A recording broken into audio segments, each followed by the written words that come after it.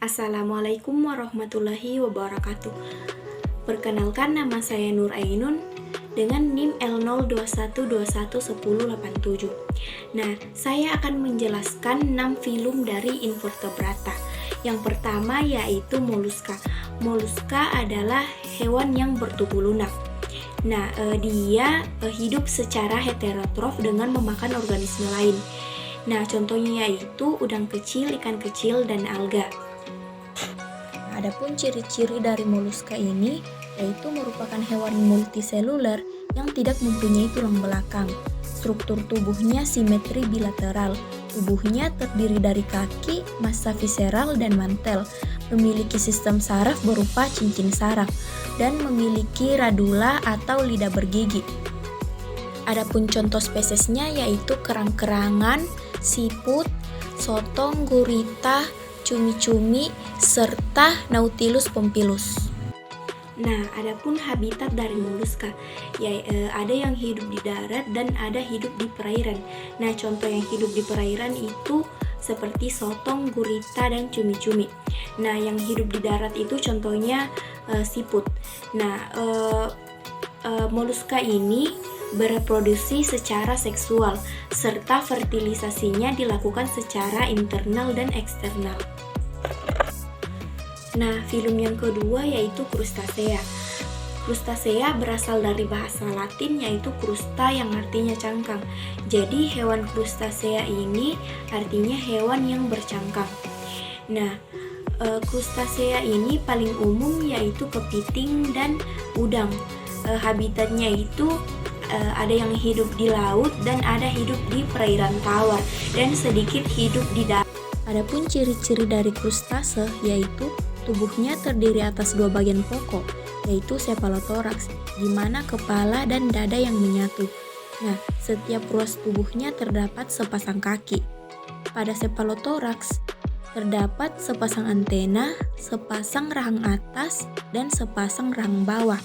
Bagian tubuh dilindungi oleh karapaks. Di bagian anterior terdapat sepasang mata majemuk yang bertangkai.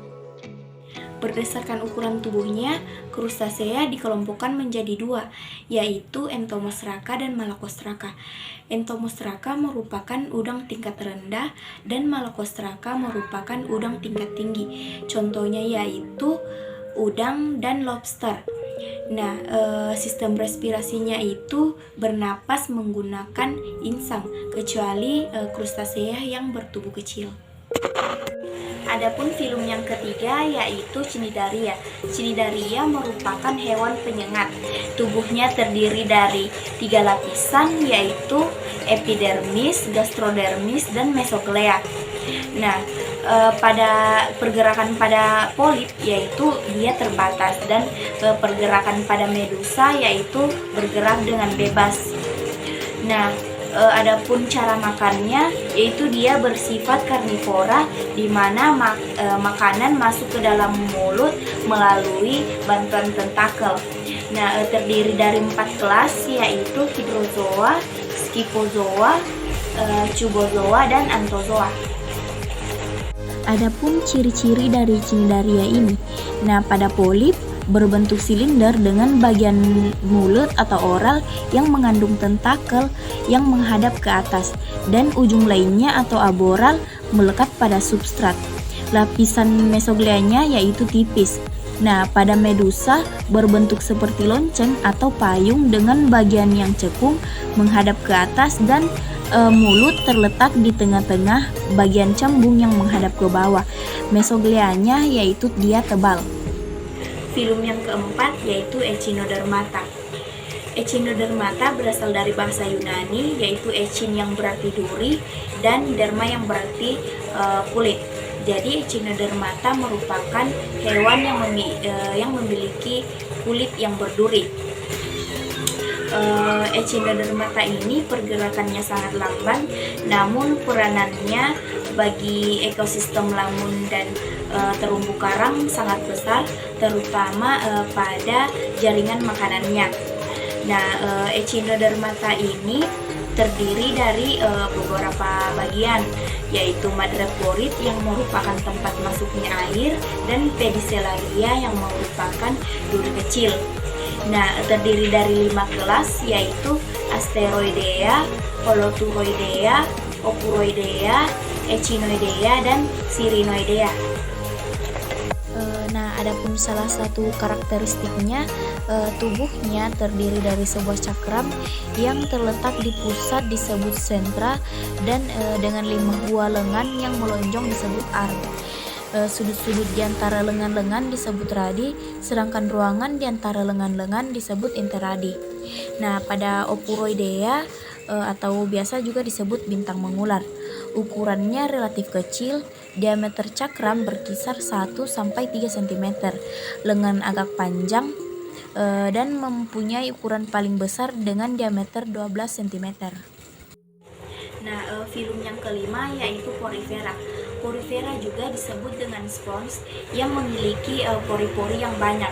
Memiliki tiga tipe saluran air, yaitu askon, sikon, dan leukon. Nah, terdiri dari ostia dan osculum. Nah, ostia itu di mana tempat masuknya air, dan osculum. Adapun ciri-ciri dari porifera ini, tubuhnya dipoblastik yang terdiri dari 2 lapisan, yaitu ektodermis, yaitu kulit luar, dan endodermis, yaitu kulit dalam. Disebut sebagai hewan berpori karena tubuhnya terdapat lubang-lubang kecil. Tubuhnya terdapat spikula-spikula yang mengandung zat kapur. Tubuhnya dilengkapi saluran air guna mensirkulasikan air dalam tubuhnya. Nah, dan yang terakhir yaitu vermes.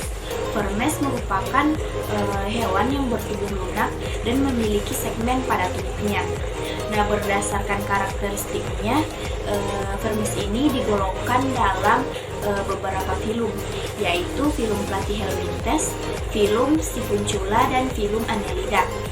Nah, adapun perannya yang menguntungkan, contohnya yaitu pada cacing yang dapat menyuburkan tanah dan ada hidup sebagai parasit.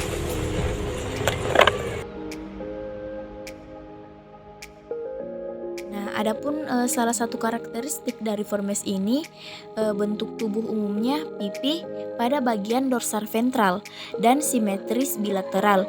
Pada ujung anterior sering terdapat sensor, namun tidak terdapat bagian kepala yang jelas. Mulut berada di bagian anterior atau ventral. Sebagian besar anggota filum ini hidup sebagai parasit. Nah, tubuhnya terdiri dari bintik mata, otak, saraf, usus, faring, dan mulut. Nah, itulah sedikit penjelasan dari saya tentang 6 filum dari invertebrata. Semoga bisa bermanfaat, dan kurang lebihnya mohon dimaafkan. Assalamualaikum warahmatullahi wabarakatuh.